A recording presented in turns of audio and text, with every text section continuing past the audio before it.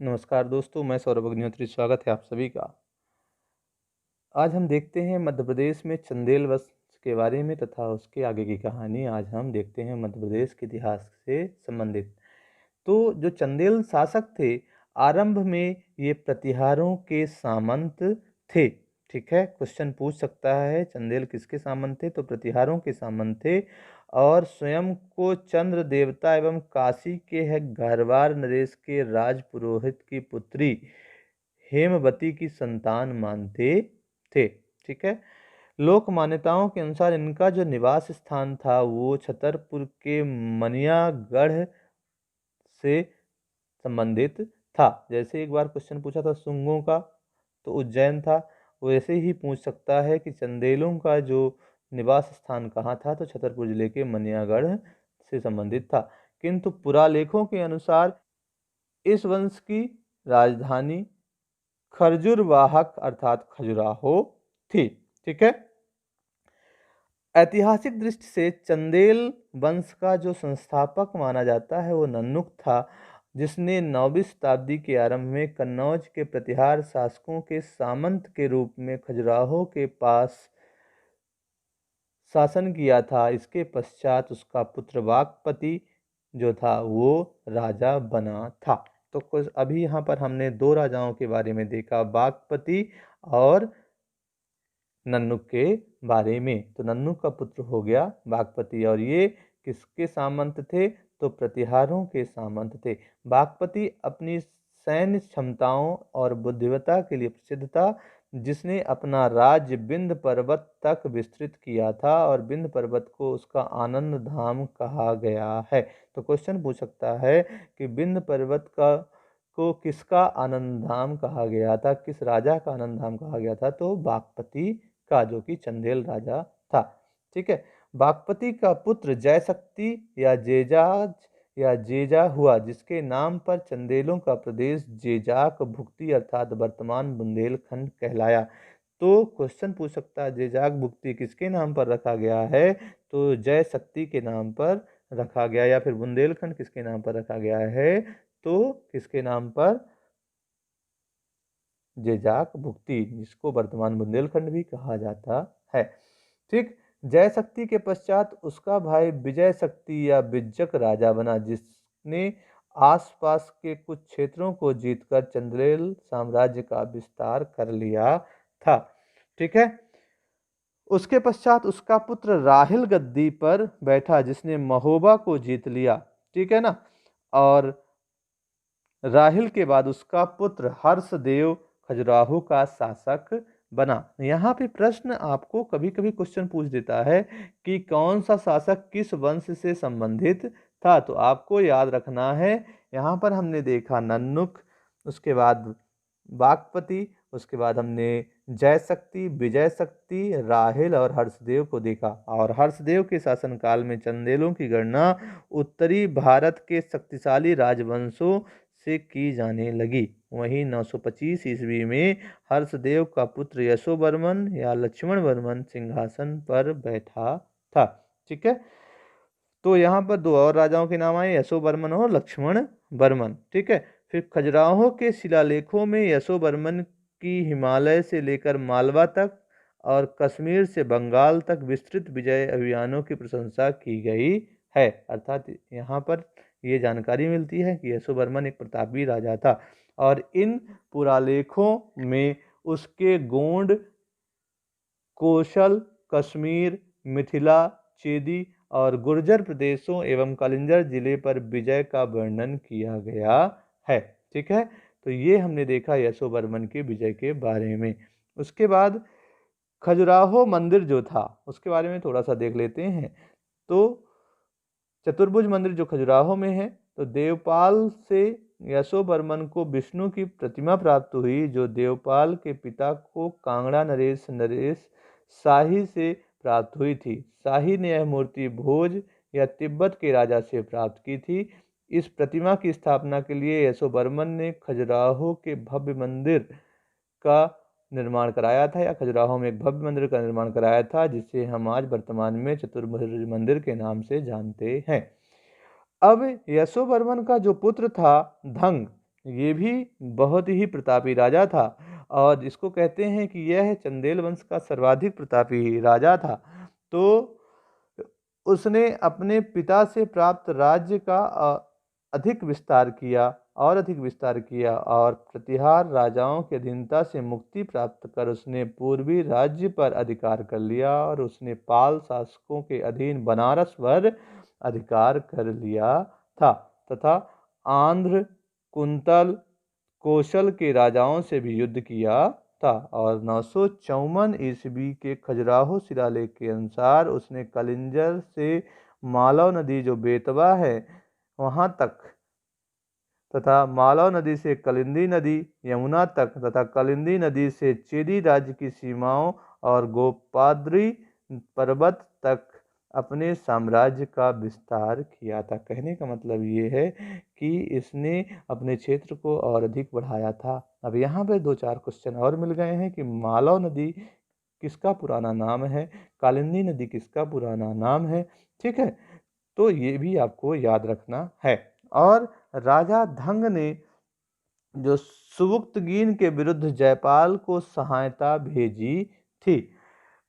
धंग ने 100 वर्ष से अधिक आयु के पश्चात स्वेच्छा से गंगा यमुना में समाधि लेकर अपनी प्राण त्याग दिए थे। ठीक है, तो यहाँ पे प्रश्न पूछ सकता है कि राजा धंग जो थे उन्होंने किसको सहायता प्रदान की थी सुबुक्तगीन के विरुद्ध।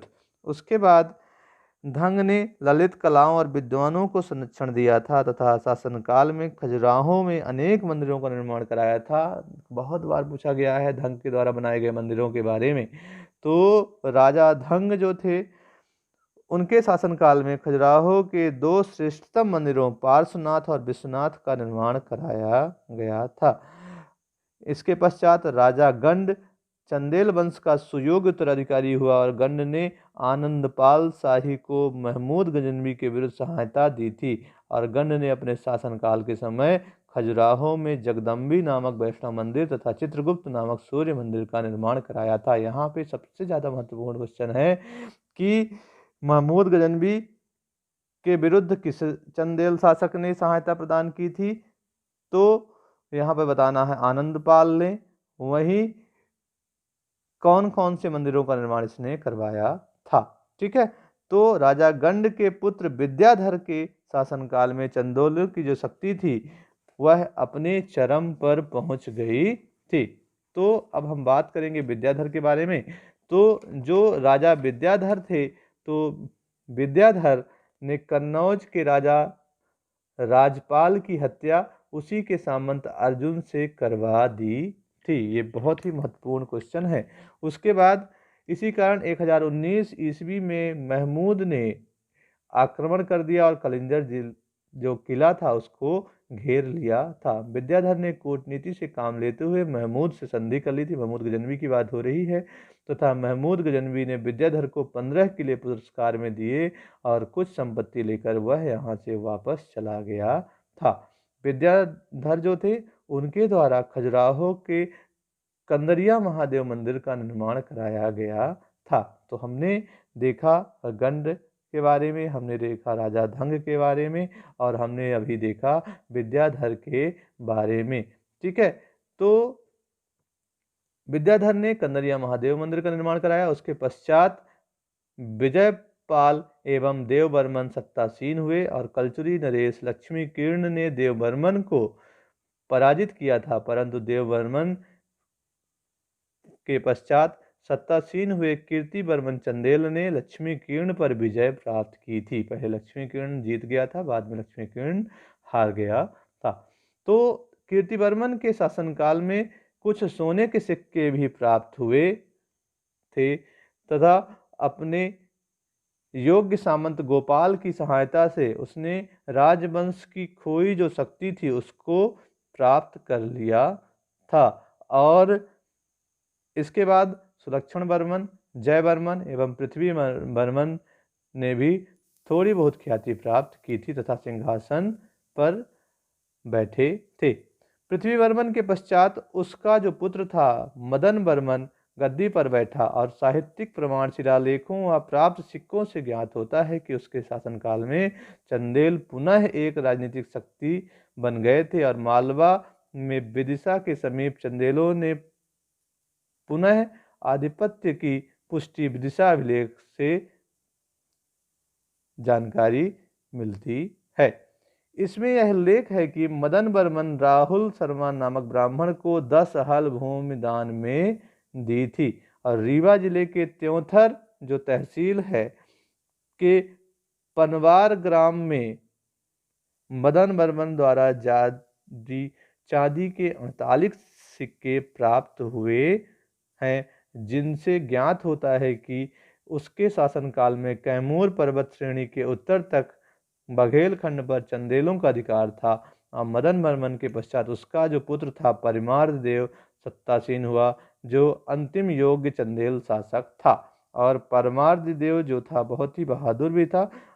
तो परमार्द देव ने प्रारंभिक 16 वर्षों तक अर्थात 1182 ईस्वी तक शांतिपूर्ण शासन किया और 1182 ईस्वी में दिल्ली के चौहान शासक पृथ्वीराज चौहान ने जेजाक भुक्ति पर आक्रमण किया और परमार्द देव के वीर सेनापति जो थे आल्हा और उदल इस युद्ध में अत्यधिक शौर्य का प्रदर्शन किया, किंतु पृथ्वीराज चौहान की यहाँ पर विजय हुई थी। 1191-92 ईस्वी में जब पृथ्वीराज मोहम्मद गौरी इस युद्ध में व्यस्त था, तब परमार्द ने अपने खोए हुए प्रदेशों पर पुनः अधिकार कर लिया। उसके बाद 1202 ईस्वी में कुतुबुद्दीन ऐबक ने शमसुद्दीन अल्तमश एवं साहिब किरानी के साथ कलिंजर पर आक्रमण किया।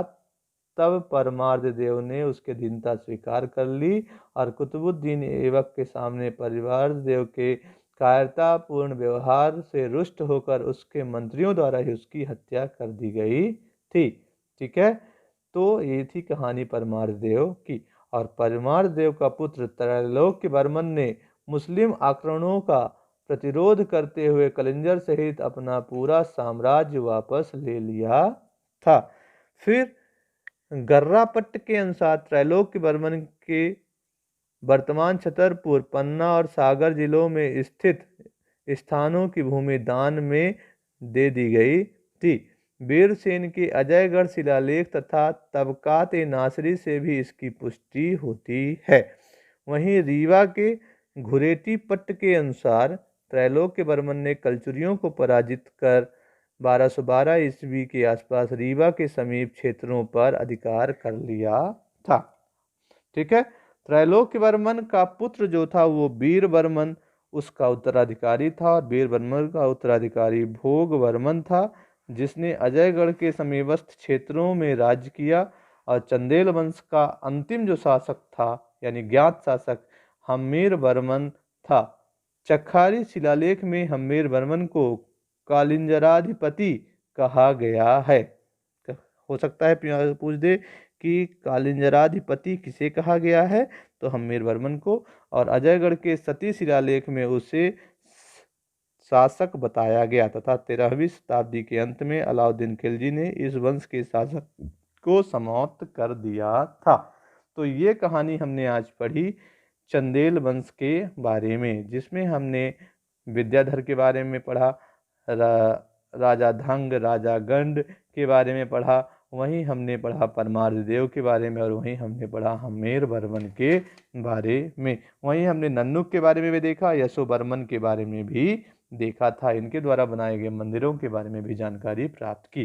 तो ये हमने देखा मध्य प्रदेश में चंदेल वंश के बारे में, तो इसको अच्छे से पढ़ लीजिए।